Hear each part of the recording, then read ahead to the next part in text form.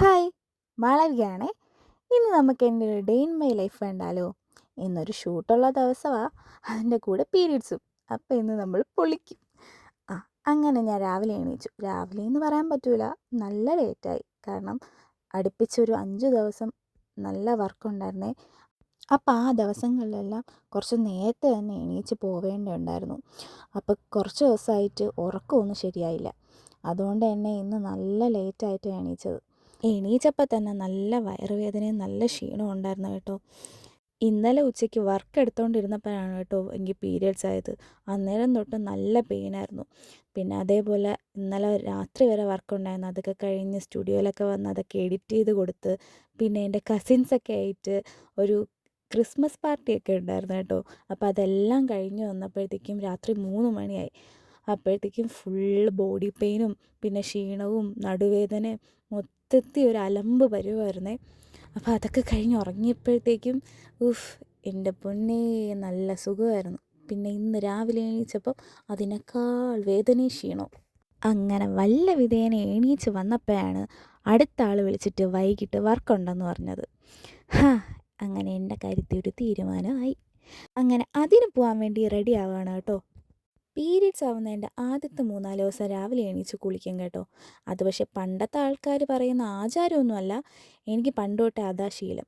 എന്നാലേ ഇത് ഫ്രഷ് ആവൂ എന്നുള്ളൊരു തോന്നലാണേ. അതേപോലെ രാവിലെ ഷൂട്ടുള്ള ദിവസവും ഞാൻ എണീച്ച് കുളിക്കും കേട്ടോ. കാരണം തലേ ദിവസത്തെ ക്ഷീണവും ഉറക്കച്ചടവും എല്ലാം മാറിയിട്ട് വേണ്ടേ നമുക്കൊന്ന് ഫോട്ടോ എടുക്കാൻ. നമ്മളും ഫ്രഷായി ഹാപ്പി ആയിരുന്നാലേ നമ്മുടെ ക്ലയൻസും ഹാപ്പി ആയിരിക്കുള്ളൂ കേട്ടോ. എന്നാലല്ലേ ഫോട്ടോ നന്നാവൂ. അങ്ങനെ ഇതേ കുളിച്ച് റെഡിയായില്ല, ഡ്രസ്സൊക്കെ ചെയ്ത് നിൽക്കുവാണേ. അപ്പോൾ ഇനി കുറച്ച് സ്കിൻ കെയറും മേക്കപ്പൊക്കെ ആവാം. മേക്കപ്പ് എന്ന് പറഞ്ഞാൽ വലിയ സംഭവമൊന്നുമല്ല, ചെറുതായിട്ടൊന്ന് ടച്ച് ചെയ്യും. എനിക്കധികം മേക്കപ്പൊന്നും അറിയില്ലടാ. പക്ഷെ കുറച്ച് സാധനങ്ങൾ ഞാൻ വാങ്ങിച്ച് വെച്ചിട്ടുണ്ട് കേട്ടോ. അതൊക്കെ ഞാൻ അടുത്ത വീഡിയോയിൽ കാണിക്കാവേ. അങ്ങനെ ദേ ഞാൻ സ്കിൻ കെയറൊക്കെ തീർത്തു. വലുതായിട്ടൊന്നുമില്ലേ. ആദ്യം ടോണർ അടിക്കും, പിന്നെ മോയ്സ്ചറൈസർ ഇടും, പിന്നെ സൺസ്ക്രീൻ ഇടും. അത്രയേ ഉള്ളൂ. അങ്ങനെ ഞാൻ ദേ പുറത്തിറങ്ങിയപ്പോൾ ഇതാ വിഭവ സമൃദ്ധമായ ഫുഡ് എൻ്റെ അമ്മായിയമ്മ ഉണ്ടാക്കി വെച്ചേക്കുന്നു. എനിക്ക് ഏറ്റവും കൂടുതൽ സപ്പോർട്ട് തരുന്ന ഒരാളാണ് കേട്ടോ എൻ്റെ അമ്മായിയമ്മ. ഞാൻ അടുത്ത വീഡിയോയിൽ കാണിക്കാം. അങ്ങനെ ഇതേ ഞാനും ഹസ്ബൻഡ് ആ ഫുഡ് കഴിക്കാൻ വേണ്ടി ഇരിക്കുവാണേ. അങ്ങനെ ഞങ്ങളിതേ ഫുഡൊക്കെ കഴിച്ചു. ഞാൻ വീട്ടിൽ നിന്ന് ഇറങ്ങുന്ന എടുക്കാൻ മറന്നുപോയേ. ഞാൻ ദേ എൻ്റെ സ്റ്റുഡിയോയുടെ ഫ്രണ്ടിലാണ് കേട്ടോ. സ്റ്റുഡിയോയിൽ നിന്ന് ദേ ഇങ്ങനെയൊക്കെ ഷൂട്ട് ചെയ്ത് കഴിഞ്ഞപ്പോഴാണ് ഞാനൊരു കാര്യം കണ്ടത്. ധൃതിയിൽ വീട്ടിൽ നിന്ന് ഇറങ്ങുന്ന വഴിക്ക് എൻ്റെ ചെരുപ്പ് രണ്ടും മാറിപ്പോയടാ. അങ്ങനെ ദേ സച്ചു എന്നെ കളിയാക്കുകയാണ് കേട്ടോ. ഞാൻ അധികം ഒന്നും മിണ്ടിയില്ല. നമ്മുടെ കയ്യിൽ നിന്നുള്ള തെറ്റാണല്ലോ. പിന്നെ ഞാനങ്ങ് ക്ഷമിച്ചു.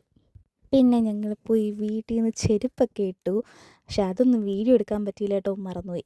അങ്ങനെ ദേ അതൊക്കെ കഴിഞ്ഞ് ഞങ്ങൾ ദേ ഷൂട്ടിംഗ് ലൊക്കേഷനിലെത്തി. ഇതൊരു ബ്യൂട്ടി പാർലറാണേ. അടിപൊളിയാണ് കേട്ടോ ഇതിൻ്റെ ഇൻറ്റീരിയർ.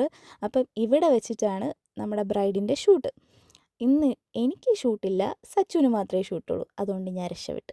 ഞാനിന്ന് അസിസ്റ്റൻറ്റിൻ്റെ പണിയാണ് എടുക്കേണ്ടത്. ഇന്നത്തെ നമ്മുടെ വർക്ക് വർക്കലയിലാണേ. അപ്പോൾ അവിടുത്തെ വലിയൊരു മേക്ക് ഓവർ സ്റ്റുഡിയോ ആണ് കേട്ടോ ഇത്. ദേ സച്ചുവും പിന്നെ ഫോട്ടോഗ്രാഫറും ഒക്കെ പണിയെടുത്തുകൊണ്ടിരിക്കുകയാണ്. അത് കഴിഞ്ഞ് നമ്മൾ നേരെ ബ്രൈഡിൻ്റെ വീട്ടിൽ പോയി. ഇന്ന് മെഹന്തി ഫംഗ്ഷനാണ് കേട്ടോ. അപ്പോൾ അവിടുത്തെ പരിപാടിയെല്ലാം ദേ കത്തിക്ക് നടക്കുവാണ്. എനിക്കാണെങ്കിൽ ഒട്ടും വയ്യ, ഫുള്ള് ബോഡി പെയിനും ബാക്ക് പെയിനും. അങ്ങനെ അവിടെ നിന്ന് ഫുഡൊക്കെ കഴിച്ച് ഞങ്ങളിതാ ഇറങ്ങി കേട്ടോ.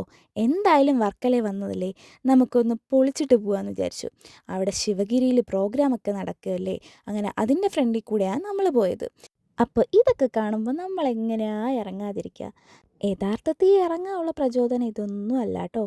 ദേ ഇതാണ് കേട്ടോ ആ പറഞ്ഞ പ്രചോദനം, ജൈൻറ്റ് വീൽ. ഞാൻ ദൂരെ നിന്നേ കണ്ടു കേട്ടോ. ഞാൻ അതുകൊണ്ടാണ് അപ്പോഴേ ചാടി ഇറങ്ങിയത്.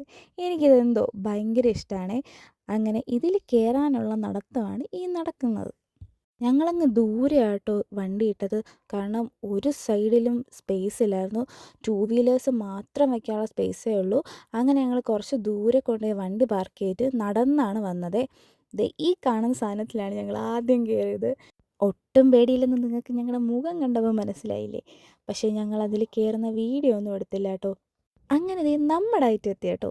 ഇങ്ങനെ കണ്ടപ്പോൾ തന്നെ തല കറങ്ങുന്നല്ലേ. എനിക്കും തല കറങ്ങിയായിരുന്നു. അങ്ങനെ ദേ ഞങ്ങൾ കയറി. എനിക്ക് പേടിയേ ഇല്ലെന്ന് എൻ്റെ മുഖം കണ്ടാൽ അറിഞ്ഞൂടെ. ഒട്ടും പേടിയില്ല. അങ്ങനെ ദേ കറങ്ങി തുടങ്ങി കേട്ടോ. അത് സംഭവം ആൾക്കാരെ കയറ്റാൻ വേണ്ടി ചെറുതായിട്ടൊന്ന് കറങ്ങിയതാണ്. പക്ഷെ ഞാൻ പേടിച്ചു പോയി. പെട്ടെന്ന് തുടങ്ങിയാലോ. അങ്ങനെ ദേ എനിക്ക് ഭയങ്കര പേടിയുള്ള വിഷയമാണ് കേട്ടോ ഈ ഹൈറ്റ്. പക്ഷേ ഇതിൽ കയറാൻ എനിക്ക് ഭയങ്കര ഇഷ്ടമാണ് കേട്ടോ. ആ സമയത്ത് പേടിയൊന്നുമില്ല. നമ്മൾ പറയത്തില്ലേ ഈ മെൻസ് ആർ സിമ്പിളെന്ന്, അങ്ങനെ ഒരു ഐറ്റമാണ് എൻ്റെ സച്ചുമോൻ. വേറെ എന്ത് കണ്ടാലും വാങ്ങിക്കില്ല. പക്ഷേ ഈ കുഞ്ഞു കുഞ്ഞു കാറൊക്കെ ഉണ്ടല്ലോ, അതൊക്കെയാണ് പുള്ളിയുടെ വീക്ക്നെസ്. എനിക്ക് തോന്നുന്നു ഒട്ടുമിക്ക ആൾക്കാർക്കും അതൊക്കെയാണ് ഇഷ്ടം. ആ അപ്പോൾ നമ്മൾ ദേ ഈ 2 കാറങ്ങ് വാങ്ങിച്ചേ. ഈ മെന്നാർ സിമ്പിളെന്ന് പറഞ്ഞ് എൻ്റെ കാറാണ് കേട്ടോ ആ ചുമപ്പ്. അവൻ വാങ്ങുമ്പോൾ പിന്നെ ഞാൻ ഇങ്ങനെ വാങ്ങാതിരിക്കും. അപ്പോൾ അതൊക്കെ കഴിഞ്ഞ് ഞങ്ങൾ വീട്ടിലോട്ട് പോയി കേട്ടോ. അപ്പോൾ അത്രയേ ഉള്ളൂ. ബായ്.